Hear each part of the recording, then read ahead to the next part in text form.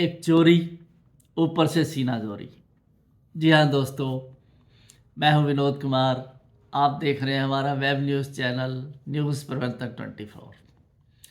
आज फिर से चर्चा है पेट्रोल पंप को एनओसी इशू करने की।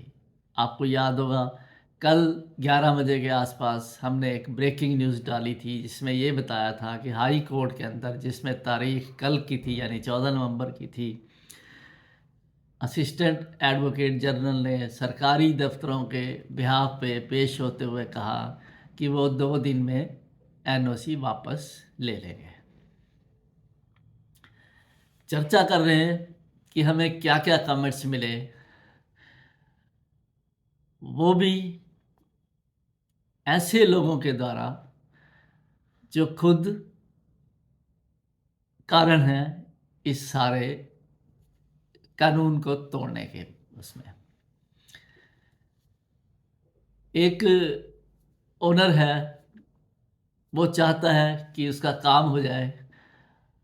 कंसीडरेशन वो क्या देता है उनको? पार्टनरशिप देता है, पैसा देता है, सिफारिश देता है तो सब के सब करप्ट प्रैक्टिसेस। हमने कभी भी जो मालिक हैं उनके ऊपर, आपने इतनी वीडियो देखी होंगी इस बाबत हमारी, उनके ऊपर कभी उंगली नहीं उठाई। कारण कि उसके पास कई डिपार्टमेंट ने एनओसी दी है, वायोलेट करते हुए दी है। इसलिए हमारी जो आवाज़ उठाई गई, हमने जो आवाज़ उठाई वो थी उस व्यवस्था के खिलाफ, उन अधिकारियों के खिलाफ, उन सरकारी दफ्तरों के खिलाफ जो इस व्यवस्था के लिए जिम्मेवार हैं। एक चरणजीत तुलानी है जो कल सुबह 11 बजे हमने डाली थी, उस पर अपने कमेंट्स दिए हैं। ये हैं कमेंट्स कि पैसे के लिए बिका हुआ झूठ। हमने कमेंट्स का तो जवाब दिया इतना सिर्फ कि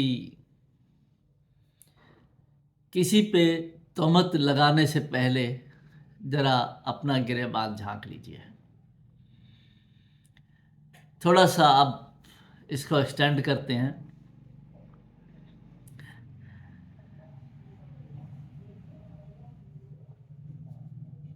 एक्सटेंड करते हैं थोड़ा इसको आगे कि आपने हम पे ये आरोप लगाया है कि हमने पैसे लेके ये खबर झूठी है वो लगाई है। आपके पास अब समय है 1 हफ्ते का, यानी कि अगले सोमवार तक का। या तो आप सबूत पेश करिए ये खबर पैसे लेके लगी है, या अपनी स्टेटमेंट विड्रॉ करिए। नहीं तो हो सकता है कि आपके ऊपर हम लोग मानहानि का केस दर्ज करें। हम फिर से कह देते हैं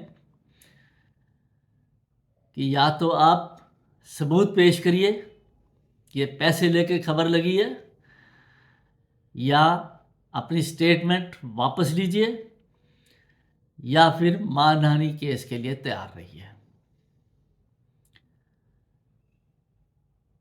दूसरा, उन्होंने चरणजीत तुलानी ने ही कमेंट्स दिए हैं, टोटल झूठ।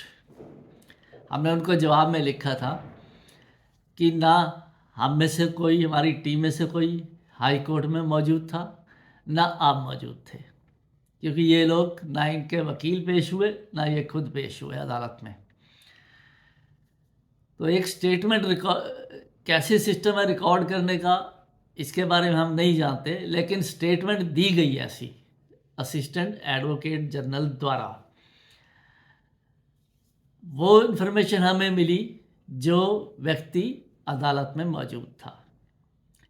आप सोच सकते हैं इसके अलावा हमारे पास और ऑथेंटिक इन्फॉर्मेशन लेने का, ऑथेंटिसिटी जानने का कोई साधन नहीं रह जाता। तो हमने उनको लिखा फिर ये सब बातें लिख के, उसके बाद कि आपके पास कोई ऑथेंटिक दूसरा वर्जन है, सबूत के साथ हमें दीजिए, हम पब्लिक के साथ, अपने व्यूअर्स के साथ वो शेयर करेंगे।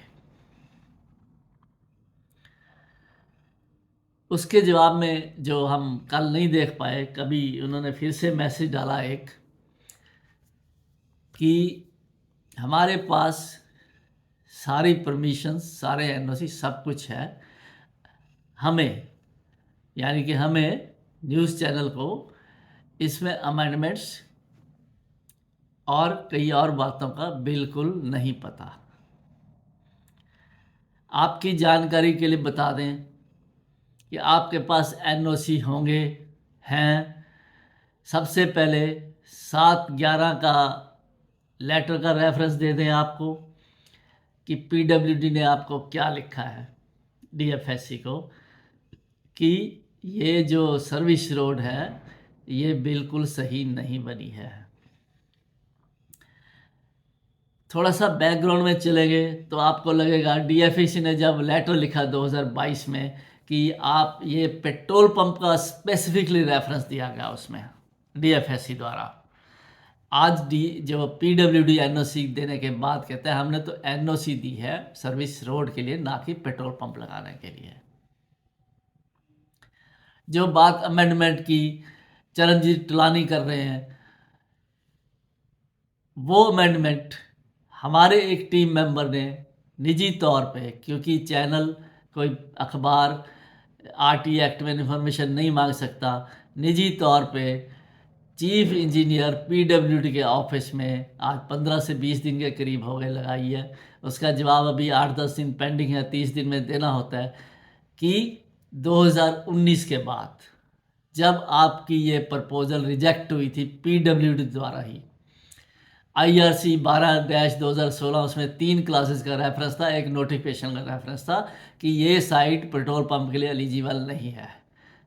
तो हमने सिर्फ एक ही चीज़ मांगी है उनसे कि 2019 के बाद यानी कि रिजेक्शन के बाद क्या आईआरसी नॉर्म में कोई अमेंडमेंट हुई है, नोटिफिकेशन में कोई फर्दर इलेक्शन मिली है, जिसका जवाब हमें अभी मिलना बाकी है।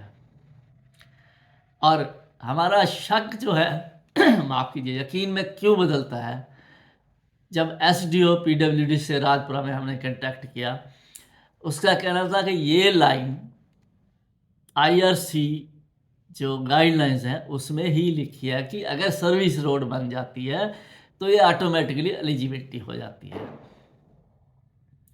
अब सवाल खड़ा होगा, दुनिया में पहले मुर्गी आई या अंडा आया? अरे जब साइट आईआरसी नॉर्म्स के हिसाब से एलिजिबल ही नहीं है, सर्विस रोड का सवाल कहाँ से उठेगा? जब साइट एलिजिबल होगी तो सर्विस रोड की परमिशन एनओसी मिलनी चाहिए थी। आपने कहाँ कहाँ वायोलेट नहीं किया ये बताते हैं। आपको एनओसी दे दी होगी, किसी भी डिपार्टमेंट से चाहा, म्यूनसिपैलिटी से चाहा, जिसने चाहा, जिससे भी चाहा आपने परमिशन नहीं ली जब टाइलें उखाड़ी आपने सर्विस रोड बनाने के लिए म्यूनसिपैलिटी से, उसके कुछ चार्जेस भी होते हैं, वो जमा नहीं हुए। 27/10 को म्यूनसिपैलिटी ने आपको नोटिस दिया, स्पष्टीकरण मांगा आपसे और आपको कहा तब काम बंद कर दिया जाए, तब तक आपने काम बंद नहीं किया, परमिशन नहीं ली पहले। उसके बाद आपने कंप्रोमाइज ऑफर किया म्यूनसिपैलिटी को। सर्विस रोड सही मायने में इंटरसेक्शन रोड का मसला, अगर आप कहते हो, आर्गूमेंट से एक हम मान लेते हैं कि अमेंड हो गया होगा, जिसकी कॉपी आपको देनी पड़ेगी हमें, फिर तो हम मानेंगे। हमने नेट से टोटली सर्च किया है, जो 19 के बाद जब से ये साइट रिजेक्ट हुई थी, इसमें कहीं कोई अमेंडमेंट हमें नहीं दिखी। जहाँ तक पीडब्ल्यूडी अब मॉन्थ की बात करती है, MONT&H, जो सेंट्रल गवर्नमेंट गाइडलाइंस है एक्चुअली, वो जहाँ तक हम पढ़ पाए, समझ पाए, वो हाईवेज पे, नेशनल हाईवेज पे एप्लीकेबल है। अगर यहाँ भी एप्लीकेबल है स्टेट में, तो आईआरसी नॉर्म जो पंजाब गवर्नमेंट इशू करती है उसमें अमेंडमेंट होनी चाहिए, उसके बारे में नोटिफिकेशन जारी होनी चाहिए। अगर आपके पास ये सबूत है तो आप हमें सर्टिफाइड कॉपीज़ भेजिए, सेल्फ टेस्टेड कॉपीज़ व्हाट्सएप पे भेजिए। हम आपकी शॉप पे चढ़ने वाले नहीं हैं। आपने लिखा मेरे कमेंट्स में कि हमारी शॉप पे आइए, ऑफिस में आइए, हम आपको दिखाएंगे। हम तो बड़ी देर से मांग रहे हैं, डिप्टी कमिश्नर से मांग लिया हमने कि बताओ जी ये अमेंडमेंट हुई है इसमें तो किस्सा ही ख़त्म। वही अमेंडमेंट लेके ही तो कोई प्रशासन का अधिकारी, चाहे डिप्टी कमिश्नर हो, चाहे पीडब्ल्यूडी का कोई अधिकारी हो, चाहे डीएफएससी हो, कोई सामने ही नहीं आ रहा ना पब्लिक के, ये अमेंडमेंट हो चुकी है जी। रही बात पैसे लेने की और खबर छापने की, आपको शायद भूलने की अगर प्रॉब्लम ना हो तो आपने हमारे पास दो लोगों को भेजा कंप्रोमाइज़ के लिए। नाम नहीं मैं बताऊंगा उनको, उनके, क्योंकि उनको मैंने प्रॉमिस किया कि आपका नाम कहीं डिस्क्लोज नहीं होगा, यू रेस्ट अश्योर। क्या दिया आपने मुझे, क्या दिया मैंने आपसे?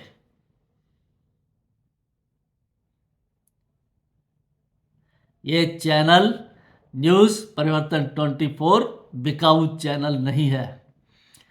हम हमेशा की तरह जहां हमें लगेगा कहीं भी गलत हो रहा है उसके खिलाफ आवाज़ उठाते रहेंगे, बुलंद करते रहेंगे आवाज़ अपनी।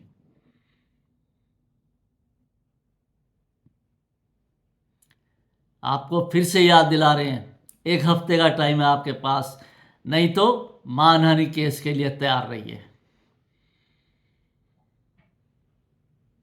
आज के लिए बस इतना ही। नमस्कार, शब्बा खैर, सत श्री अकाल, आदाब।